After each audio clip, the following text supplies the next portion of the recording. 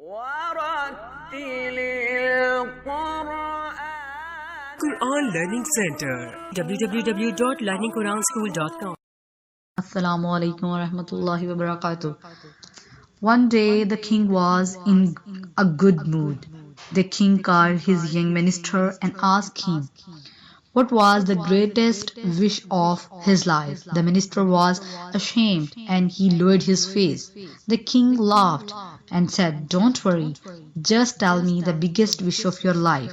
The minister knelt down and spoke humbly, "Your Excellency, you are the owner of such a beautiful kingdom.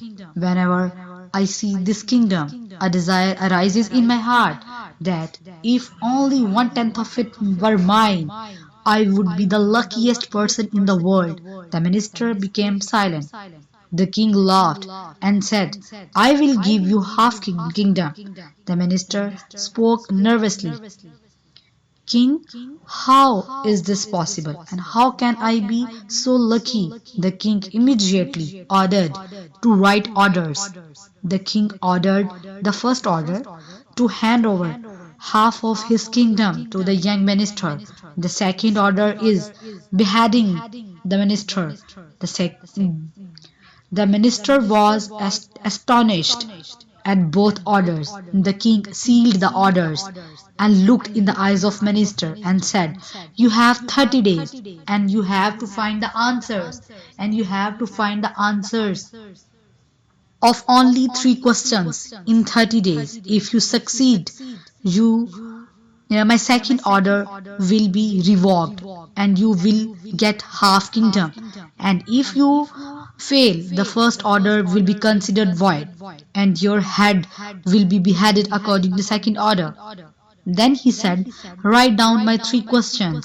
The minister began to write. The king said, "The first question is, what is the greatest truth of human life?" And stopped and said, "The second question is, what is the greatest deception of human life?" He paused and spoke. "Third question is, what is the greatest weakness of human life?" The king then struck the bell and shouted, "Your time begins." The minister picked up the orders and ran away from court. He gathered intellectuals, writers, thinkers, and intelligent people from all over this country and put questions in front of them. Intellectuals from all over the country argue all night, but nothing come of it. The minister increased the number of intellectuals the next day, but the result was same. He continued to increase the number of people in the days to come, but he did not get a satisfactory answer until he disappointed and walked out of the capital. He raised the questions and spread it all the country, but he could not find a satisfactory answer until the royal robe was torn. The turban came loose and hung around his neck. The shoes were torn and there were blisters on the feet. Until the last day of condition came. The next day he had to appear before the court. The minister was convinced that this was the last day of his life. Tomorrow his neck will be cut off and his body would be hung on the main bridge of the city. He reached the slums of the capital in the state of despair. There was a hut at the one end of the village. He fell down and reached the hut.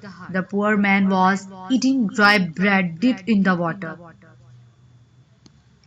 There was also a cup of milk. The poor man looked at the condition of minister and laughed and said, "Your Excellency, you have reached the right place. I have the answer of all 3 questions." The minister looked at him in surprise and asked how you guessed who I was and what was my problem.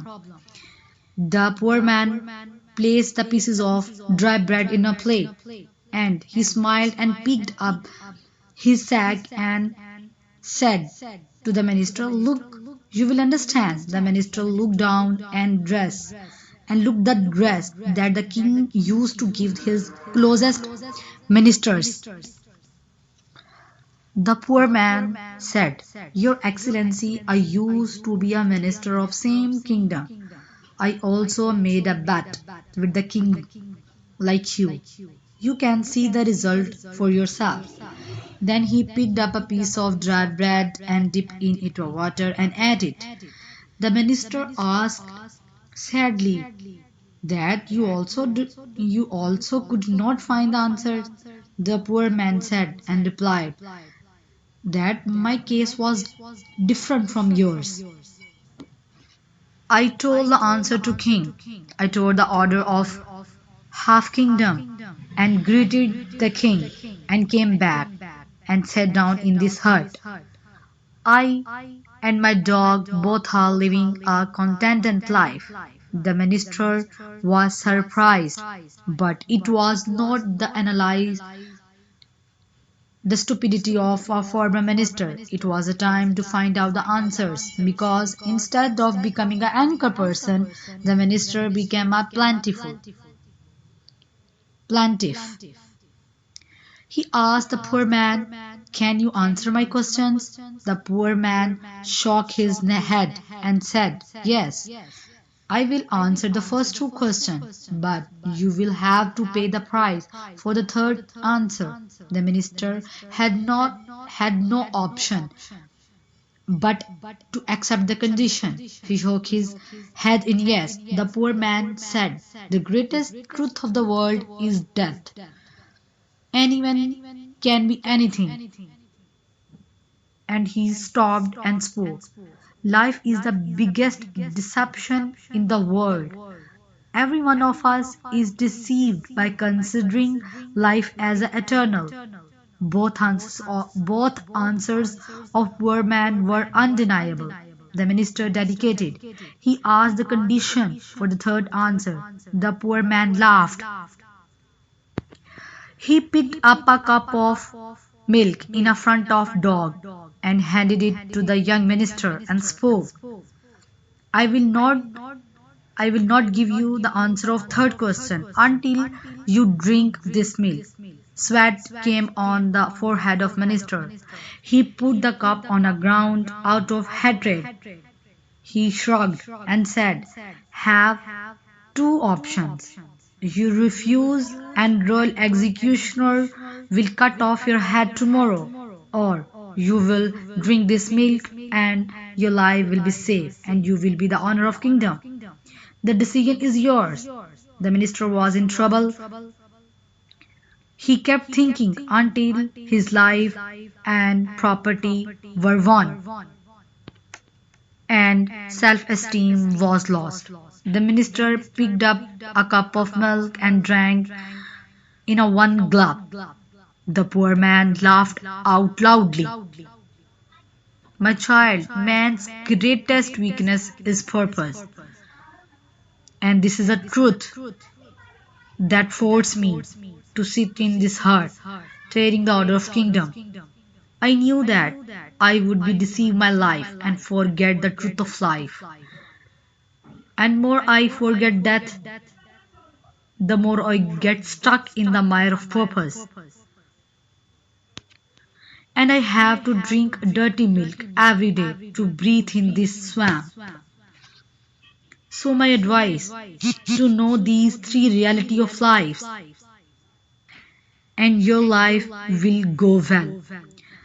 Taking the gift of shame, half-loathing, self-loathing, and minister left the poor man hurt and walked toward the palace. And as he approached, as he approached the palace, he began to feel embarrassed. The feeling of humiliation was growing inside him.